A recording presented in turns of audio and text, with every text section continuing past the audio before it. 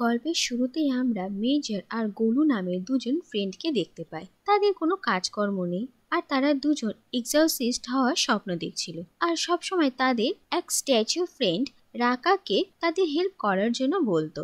রাকাকে তারা মাটি খুঁড়ে একটা ফিল্ম সেট থেকে পেয়েছিল। এরপর মেজর আর গোলু ঠিক করে যে তারা একটা ঘোস্ট হ্যালোইন পার্টি অর্গানাইজ করবে, যাতে তারা তাদের বিজনেসটা শুরু করতে পারে। আর এরপর মাঝরাতে তারা রাকাকে কেন্দ্র করে একটা হ্যালোইন পার্টি অর্গানাইজ করে। আর তারপর দেখা যায় যে রাকার আলো জ্বলার চোখে কিছু প্রবলেম হয় আর মেজর আর গোলু সেই ইলেকট্রিক চোখটাকে ঠিক করতে গিয়ে তারা শক খায়। আর এরপর দেখা যায় যে এই শক খেয়ে তারা দুজন মৃতদের জগতে চলে আসে, যেখানে সব আত্মাই আত্মা। আর সেখানেই তাদের রাগিনী নামের একজন আত্মার সঙ্গে দেখা হয়। আর রাগিনীকে দেখে মেজর আর গোলু দুজনেই ভীষণ ইমপ্রেস হয়। এরপর রাগিনী তাদের দুজনকে জানায় যে সে তাদের দুজনের স্বপ্ন পূরণ করতে হেল্প করবে, কিন্তু তার পরিবর্তে তাদের দুজনকেও রাগিনীর জন্য কিছু করতে হবে। আর এরপর দেখা যায় যে রাগিনী মেজর আর গোলুকে একটা বিজনেস আইডিয়া দেয় যে তারাও একটা কোম্পানি খুলুক, আর যেখানে যেসব আত্মারা মুক্তি পায়নি সেই আত্মাদের মৃত্যুর কারণ কিংবা তাদের সঙ্গে কি অপরাধ ঘটেছিল সেই সত্যিকে বাইরে নিয়ে এসে সেই আত্মাদের মুক্তি দেওয়া হবে। আর রাগিনী এতে তাদের হেল্প করবে। আর এরপরে দেখা যায় যে রাগিনীর কথা ইন্সপায়ার্ড হয়ে মেজর আর গোলু ফোন ভূত নামের একটা কোম্পানি খোলে। আর প্রথমে তো এই কোম্পানিতে কোনো কাজই হচ্ছিল না, কিন্তু এরপর হঠাৎই একদিন একজন কাপল তাদেরকে কল করে। আর এরপর দেখা যায় যে তারা যখন সেই বাড়িতে পৌঁছয় দেখা যায় যে সেই বাড়িরই বাচ্চা মেয়েকে কোনো ভূত পজেস করে নিয়েছে। আর এরপর রাগিনী তার সঙ্গে কথা বলে আর সেই আত্মা জানায় যে আসলে এই বাচ্চা মেয়েটার বাবাই কার অ্যাক্সিডেন্ট করে তাকে মেরে ফেলেছে, আর এখন তার মা বাবাকে অনেক কষ্টের মধ্যে দিন কাটাতে হচ্ছে, তাই সে এখন প্রতিশোধ নিতে এসেছে। আর এরপর রাগিনী সেই বাচ্চা মেয়েটার বাবাকে সব কথা জানায় আর তাকে এই মেয়েটার পরিবারকে কিছু টাকা দিয়ে সাহায্য করতে বলে। আর এরপর সেই লোকটা তাই করে। আর দেখা যায় যে সেই আত্মার বাবা মাকে টাকা দেওয়া হয় যাতে তারা তাদের বাকি জীবনটা নিশ্চিন্তে কাটাতে পারে। আর নিজের বাবা মাকে সুরক্ষিত দেখে সেই মেয়েটার আত্মাও মুক্তি পেয়ে যায়। আর এই কেসটার পরেই ফোন ভূত কোম্পানি ভীষণই পপুলার হয়ে যায়। আর এরপর মেজর আর গোলু একটার পর একটা কেস পেতে থাকে আর রাগিনী এই কেসগুলোকে সলভ করে সে আত্মাদের মুক্তি পেতে সাহায্য করে। আর এই দুই বন্ধু তো ভীষণ খুশি হয়ে যায়। অন্যদিকে আমরা আত্মারাম নামের আরেকজন তান্ত্রিককে দেখি। সেও আত্মাদেরকে মুক্তি দেওয়ার নামে নিজের কাছে বন্দি করে তাদেরকে দিয়ে এইরকমই নানা রকমের অপরাধমূলক কাজ করাতো।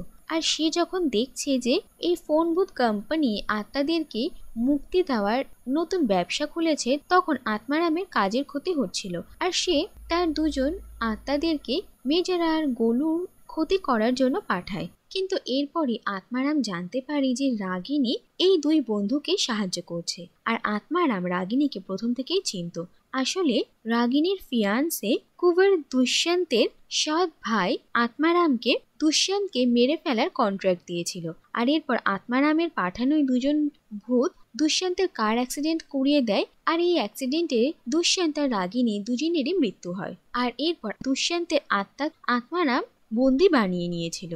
অন্যদিকে দেখা যায় যে আত্মারাম ঠিক করে যে পূর্ণিমার রাতে যখন রাগিনীর শক্তি থাকবে না সেদিনই সে রাগিনীর আত্মাকে বন্দি বানাবে। আর আত্মারাম ঠিক তাই করে। অন্যদিকে মেজর আর গোলু রাগিনীকে ভুল বোঝে আর তারা মনে করে যে রাগিনী আত্মারামের কাছ থেকে নিজের প্রতিশোধ নেওয়ার জন্য তাদের দুজনকে ব্যবহার করেছে, কারণ দুষ্যন্তের মৃত্যুর জন্য আত্মারাম দায়ী। আর তারা রাগিনীর কোনো রকম সাহায্য করতে অস্বীকার করে। আর এরপরই দেখা যায় যে মেজর আর গোলুর সঙ্গে এমন একজন আত্মা দেখা করতে আসে যাকে কিনা তারা রাগিনীর সাহায্যে মুক্তি দিয়েছিল। আর সেই আত্মাই এই দুজনকে জানায় যে রাগিনী আত্মারামের কাছে বন্দি আর সে অনেক সমস্যার মধ্যে রয়েছে।